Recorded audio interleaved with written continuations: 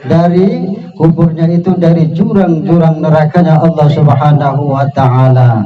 Amin ya rabbal alamin. Dan mudah-mudahan kita semua yang hadir di sini mati dalam keadaan husnul khatimah. Amin ya rabbal alamin. Baik Bapak dan Ibu, saya tidak akan panjang lebar. Singkat saja, Ramadan baik. Wih, beneran tenang. Ada suatu riwayat dalam kitab Tanbihul Ghafilin yang ditulis oleh Al-Faqih Abu Lais As-Samarqandi, bahwa ada seorang ulama yang bernama Ki Sholeh Al-Murri. Ki Sholeh ini hendak melakukan sholat subuh di Masjid Jami. Ya. Jadi Ki Sholeh ini pergi waktu hendak melakukan sholat subuh, berarti masih waktunya malam. Ya. Karena apa? Karena di zaman dahulu masjid itu masih sepi, belum seramai sekarang, Pak. Ya. Kalau zaman dahulu dia pergi ke Masjid Jami itu membutuhkan perjalanan yang sangat jauh, seperti kita saat ini berada di Banten ini, hendak sholat di masjid itu ke Masjid Agung dengan jalan kaki. Ya, Masjid Jami, masjid besar namanya. Ya, maka Ki Sholeh ini berjalan menuju Masjid Jami tersebut melewati suatu pekuburan. Ya.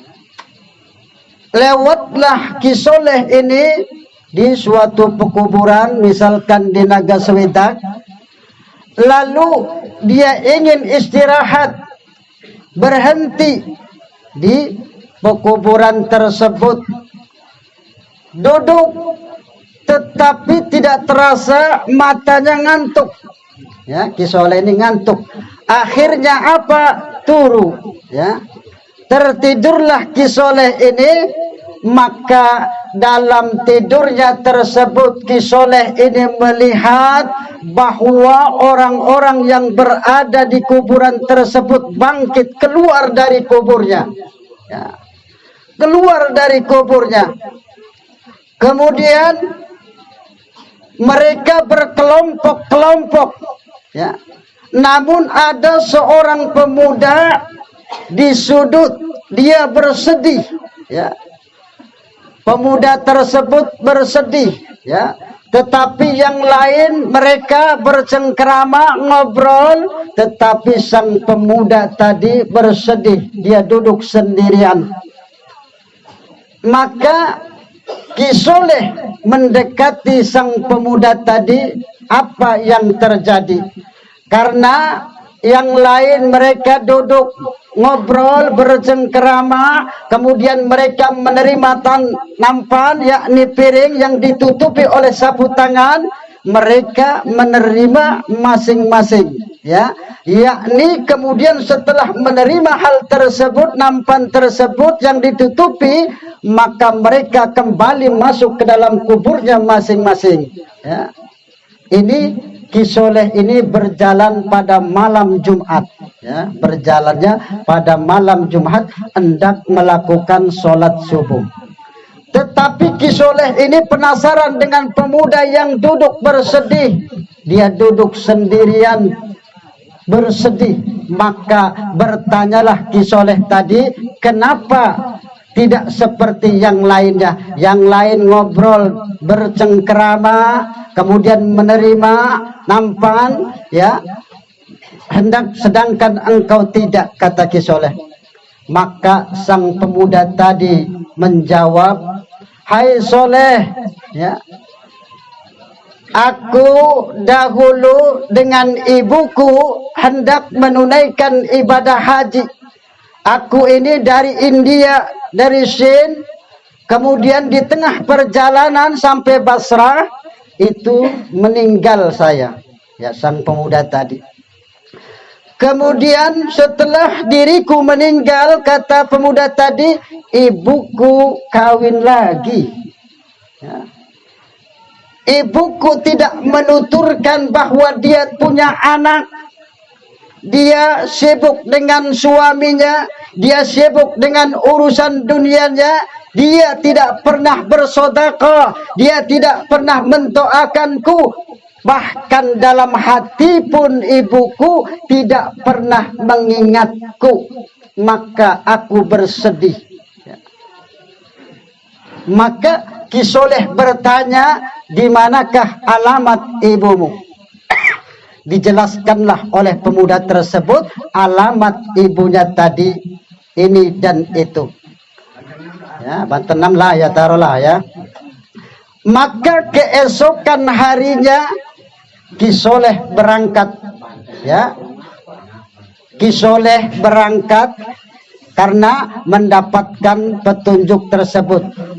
Kalau orang dulu, Pak, ya, karena mereka adalah orang-orang soleh, seorang wali, mimpinya itu memang nyata, ya. Kalau kita mimpinya menghayal mungkin, ya, kalau kita. Apalagi mimpinya dikejar-kejar setan, ya. Berarti menghayal, ketakutan, habis nonton film horor berarti, ya. Itu. Tapi Ki Soleh Al-Mursi ini seorang wali, seorang ulama, mimpinya itu nyata, ya. Maka pagi hari dia berangkat mencari ibu pemuda tadi. Kemudian bertanyalah ke sana kemari, akhirnya menemukan ibunya tadi. Masuklah dia, mengetuklah pintu rumah sang ibunya tadi. Kemudian dipersilahkan masuk, ya. Kemudian dia bertanya kepada ibu pemuda tadi, apakah engkau punya anak? Kata ibunya tadi, tidak. Bertanya kembali Ki Soleh, apakah engkau pernah mempunyai anak? Maka diamlah sang ibu tadi sambil menarik napas, lalu dia berkata, sebetulnya aku memang pernah punya anak, namun anakku meninggal sewaktu dalam perjalanan. Ya. Maka Ki Soleh ini menceritakan kejadian yang dia alami. Maka ibunya mendengar cerita tersebut, dia berkata, itulah anakku, buah hatiku, perutku ini tempat mengandungnya. Maka menangislah ibunya tadi sejadi-jadinya, sedih mendengar cerita Ki Soleh tadi, ya. Mendengar cerita Ki Soleh tadi, maka dia masuk ke dalam kamar, kemudian memberikan uang 1000 dirham atau 100 juta lah kalau sekarang, ya. 100 juta agar disodakohkan untuk anaknya tadi, ya. Itu kata ibunya tadi, mulai saat ini aku tidak akan melupakannya, aku akan bersodakoh untuknya dan mendoakannya. Ini. Maka singkat cerita, kembali lagi Ki Soleh minggu yang akan datang, Jumat yang akan datang, dilakukan hal lagi seperti itu. Maka dari kubur tersebut pada malam Jumat itu keluar, mereka bergembira ria, dan dilihatlah pemuda tersebut sudah berpakaian putih dan dia sudah cerah wajahnya. Maka dia mendekati Ki Soleh, kemudian berterima kasih, terima kasih Soleh, Ki Soleh, terima kasih, ya. Mudah-mudahan amal baikmu dibalas oleh Allah Subhanahu wa Ta'ala. Nah, dengan hari kemuliaan Jumat ini. Kata Ki Soleh, apakah engkau tahu ini adalah hari Jumat? Hewan pun tahu bahwa ini adalah malam Jumat atau hari Jumat. Ini sebagai iktibar. Makanya setiap malam Jumat jangan lupa kita baca Yasinan atau kita bersedekah kepada yang sudah meninggal dunia. Apalagi orang tua kita, ibu kita yang sudah meninggal, jangan sampai kita lupa melupakan orang tua kita. Ya. Ini sebagai riwayat, sebagai kisah, sebagai contoh iktibar betapa sedihnya apabila orang tua kita yang sudah meninggal dunia, kita anaknya tidak pernah mendoakannya, tidak pernah bersedekah atas namanya. Maka perbanyaklah kita sedekah. Ya, itu doakan dan bersedekah untuk orang tua kita. Makanya kita dianjurkan setiap malam Jumat itu kita wiridan baca Yasin bersama, ya, untuk mengirimkan kepada ruh-ruh yang sudah meninggal dunia. Karena mereka dapat melihat kita, kita tidak dapat melihat mereka. Ya, itu. Jangan sampai kita lupa sehingga mereka bersedih, ya. Ini sebagai contoh, ya. Jangan menjadi orang yang tidak pernah mengingat orang tua kita yang sudah meninggal. Jangan sampai kita tidak pernah mengingat anak-anak kita yang sudah meninggal.